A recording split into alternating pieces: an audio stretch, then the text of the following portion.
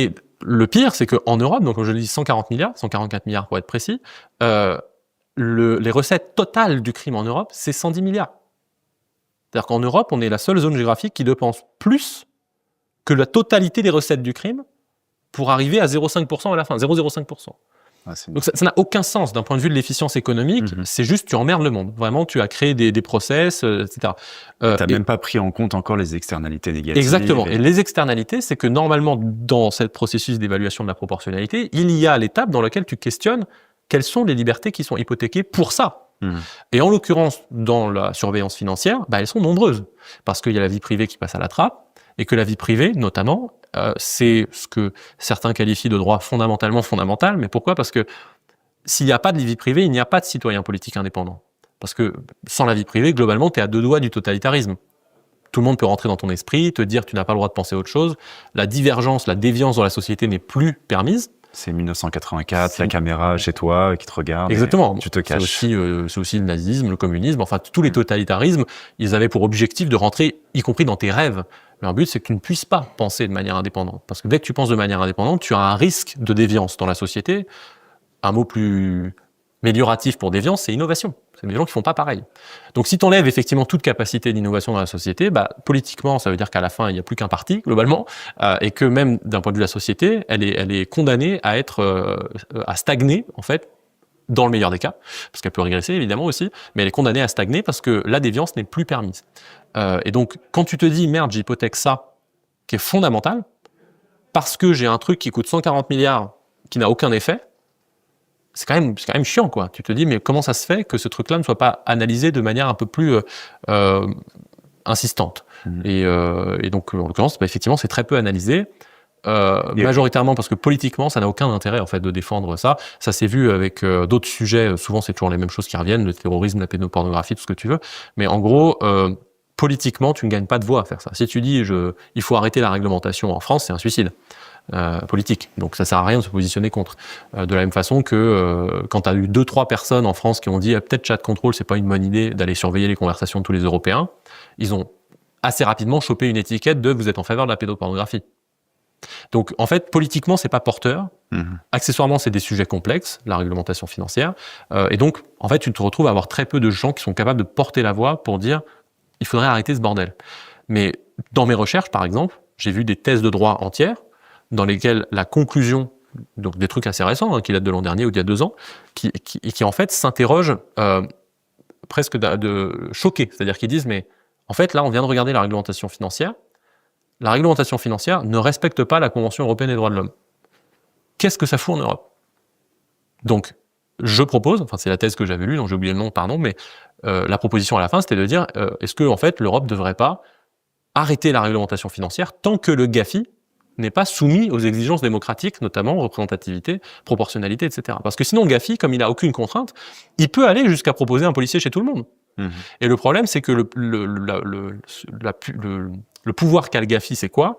C'est qu'ils tiennent des listes de pays qui sont plus ou moins gentils envers le blanchiment.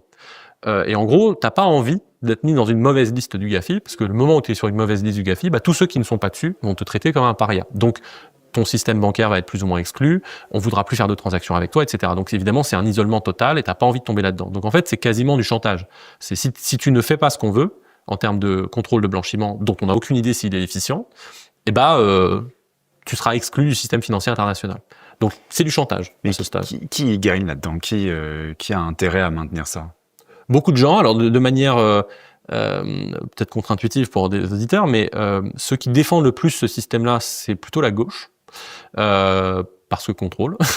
Donc globalement, le Parlement européen, c'était Aurore Lalucq qui défendait le texte et qui voulait qu'on fasse encore plus de contrôle, parce qu'en fait, dans leur tête, méchant capitalisme, méchant argent, donc contrôler les banques, parce que c'est elles qui font le méchant capitalisme. Donc on veut plus de réglementation financière, parce que réglementation financière, pour eux, c'est un package qui veut dire plein de trucs. Ça veut dire aussi bien anti-blanchiment que normes RSE, que faire du social, que rediriger des investissements. Et donc c'est un package dans lequel aujourd'hui, en vrai, c'est assez cocasse, mais quand tu regardes qui défend la préservation des barrières à l'entrée sur le marché bancaire et donc les oligopoles bancaires, c'est plutôt des gens de gauche. Donc, il me semblait que historiquement, c'était pas trop leur truc, mais aujourd'hui, concrètement, c'est ce qui se passe. L'État, de manière générale, est quelqu'un qui est à moitié complice là-dedans, aussi parce que de manière assez perverse, ces réglementations financières sont aujourd'hui un des vecteurs principaux d'amende. Et donc, il y a pas mal d'États qui aujourd'hui se font plus d'argent en mettant des amendes à des gens qui respectent pas, que en laissant le truc faire. Donc les États-Unis en premier rang, parce que non seulement ils le font des amendes sur leurs acteurs locaux, mais en plus ils se permettent de le faire sur tout le monde à l'international.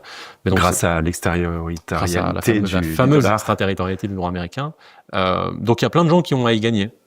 C'est pas, enfin, bon, il y a des intérêts évidemment là-dedans. Et est-ce que tu penses que les monnaies numériques de banque centrale s'inscrivent dans cette logique? Est-ce que c'est la prochaine étape, c'est de pouvoir forcer ça, que de toute manière, comme tout est traçable, tout est visible, toutes tes transactions, tu sais que ça va d'une personne à l'autre, elles sont toutes KYCisées. Oui.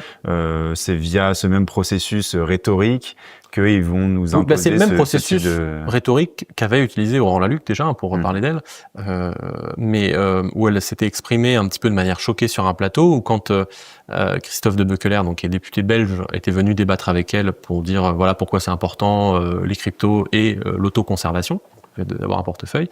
Et Aurore Lalucq s'était vraiment effarouché sur le plateau en disant attendez, vous n'avez pas demandé aux gens d'assurer la sécurité de leurs actifs quand même. Et à deux doigts de dire la propriété privée c'est dangereux quoi. Et donc en fait ça rentre dans ce prisme-là, c'est-à-dire qu'effectivement la logique de la chose c'est de dire on va vous protéger de vous-même en gros. Il y a du blanchiment, il y a des choses qui sont pas bien, il y a des gens qui sont contre le bien commun parce qu'ils utilisent mal leur argent, il va donc falloir le flécher. Et ça peut passer par du fléchage, point de fidélité, monnaie fondante, ce que tu veux. Alors, je fais un tout petit aparté. Aujourd'hui, on est déjà en train d'y aller, parce que entre les tickets restaurants, le pass culture, le machin, on est dans une partie non négligeable, déjà dans une société du point de fidélité. C'est plus vraiment de la monnaie, parce qu'on te donne des titres, des bons d'achat, mais quelqu'un décide ce que tu as le droit de faire avec cet argent. Je ferme la parenthèse. Donc, par contre, pour les monnaies numériques de banque centrale, en fait, j'ai plusieurs réflexions un petit peu différentes. La première, c'est que au départ, c'était un concept de pure communication. Il n'y a rien, il n'y a pas de substance derrière. C'est-à-dire que j'invite tout le temps les gens à faire l'expérience de taper CBDC, donc pour l'équivalent anglais, sur Google Trends. Jusqu'en 2019, tout le monde s'en fout. Mais vraiment, il n'y a rien, il ne passe rien. Il y a un pic de temps en temps où il y a quelqu'un qui met les lettres ensemble, mais sinon, tout le monde s'en fout. Le moment où ça monte, c'est mi-2019. Mi-2019, boum, la courbe, elle monte comme ça. Pourquoi ? Parce qu'en fait, en juin 2019, Facebook annonce Libra. Et donc, à ce moment-là, ce qui se passe, c'est que d'un point de vue communicationnel, pour ne pas perdre la bataille du narratif, les banques centrales sont obligées de dire quelque chose. Parce que sinon, elles se font voler le monopole monétaire en face, là, devant elles, par un acteur privé. Donc, qu'est-ce qu'elles font ? Elles inventent un truc. On va faire des monnaies numériques de banque centrale. C'est quoi la proposition de valeur ? C'est comme les monnaies numériques normales, mais version banque centrale. Mais on n'a aucun détail. Et donc, souvent, quand tu vois après Christine Lagarde passer sur certains plateaux, si tu demandes, t'as des journalistes un peu candides qui disent, mais je comprends pas bien l'intérêt d'une... Enfin, en gros, c'est quoi ? Elle est piégée, elle ne sait pas répondre. Elle répond à côté, c'est comme l'euro dans votre poche, mais c'est banque centrale. Ouais, mais du coup, enfin, qu'est-ce qu'on pourra faire de différent ? C'est la banque centrale. Et alors qu'en fait, conceptuellement, on comprend c'est que numérique, parce qu'au final, déjà aujourd'hui, en fait, l'euro est déjà une monnaie numérique de banque centrale. Donc, c'est pour ça que je dis qu'il y a un vrai côté enfumage sur la base d'un concept sans substance. C'est un concept sans substance qui est d'autant plus sans substance qu'il est contradictoire avec lui-même. Supposons que tu arrives à ce qu'ils veulent faire, donc c'est-à-dire fournir une monnaie de meilleure qualité, puisque c'est pas de la monnaie commerciale, c'est de la monnaie centrale, donc il n'y a pas de risque de faillite, au moins théorique. En fait, tu viens de créer un bank run. Si moi, tu me dis, tu as la possibilité maintenant d'avoir dans le monde numérique de l'argent qui ne porte pas le risque de contrepartie d'une banque commerciale, je ferme mon compte BNP, je ferme mon compte Crédit Agricole, ce que tu veux, quoi. Parce que j'ai pas d'intérêt, en fait, à garder de l'argent sur ces comptes-là. Et donc, je crée moi-même le bank run. Et donc, c'est ce qui fait que aujourd'hui, les discussions entre la banque centrale et les banques commerciales qui sont globalement hostiles à l'euro numérique, en tout cas sous sa version retail, c'est parce qu'elles savent très bien qu'il y a un risque pour la stabilité financière que de dire maintenant les gens ont accès à l'argent de la banque centrale. Et donc, les discussions sont lunaires, c'est-à-dire que là, leur discussion en ce moment, c'est on va autoriser les gens à posséder combien ? Donc, tu auras un portefeuille, mais distribué par les banques commerciales parce que la banque centrale ne veut pas des intermédiaires. Donc déjà, tu dis, du coup, ça sert à rien si vous gardez les banques commerciales dans l'affaire. Mais en plus, comme on veut pas de bank run, on va vous limiter à 100, 200, 300, on verra combien vous aurez le droit de garder. Et en plus de ça, effectivement, d'un point de vue philosophique, quand tu regardes le président de la BRI, Carstens ou d'autres, effectivement, c'est présenté de manière complètement transparente comme étant, grâce à ça, on pourra savoir tout ce que vous faites. Mais c'est présenté de manière positive, c'est-à-dire, vous vous rendez compte comment c'est formidable, on pourra savoir tout ce que vous faites. Donc, on pourra éviter le crime. Et on revient sur notre boucle bouclée, c'est-à-dire la pédopornographie et le terrorisme, sans avoir compris qu'on est vraiment dans la fuite en avant par rapport à un système qui ne fonctionne pas, qui n'a aucune efficience. Et donc, quand on regarde les monnaies numériques de banque centrale qui ont été mises en place, on pense à la Chine ou au Nigeria, par exemple. À Nigeria, on a un effondrement monétaire. La Chine, bon, c'est pas le système démocratique et social qui me fait rêver.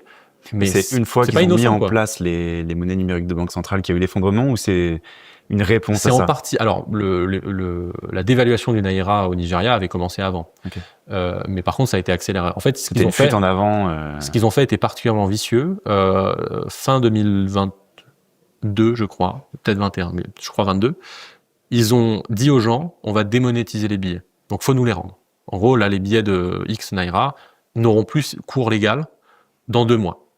Donc, revenez les donner à la Banque centrale, on vous enfile les nouveaux. On a un super design, regardez, c'est innovant. Et en fait, les gens sont revenus donner leurs billets. Alors, 2 mois pour se rendre compte quand même, nous, on a eu 3-4 ans. 10 ans. 10 ans. On pouvait sortir ses francs en euros jusqu'en 2012. Okay. Donc, on avait 10 ans pour changer ça en Europe. Là, tu as 2 mois. Alors qu'il y a des gens qui ont l'information 1 mois après. Donc, tu as 2 mois pour changer ça. Mais en plus, le truc pervers, c'est qu'ils sont revenus donner leurs billets et qu'on leur a dit « Ah, mais en fait, désolé, on a une rupture de stock, on ne peut pas vous fournir de nouveaux billets. » En revanche, connaissez-vous le e-Naira?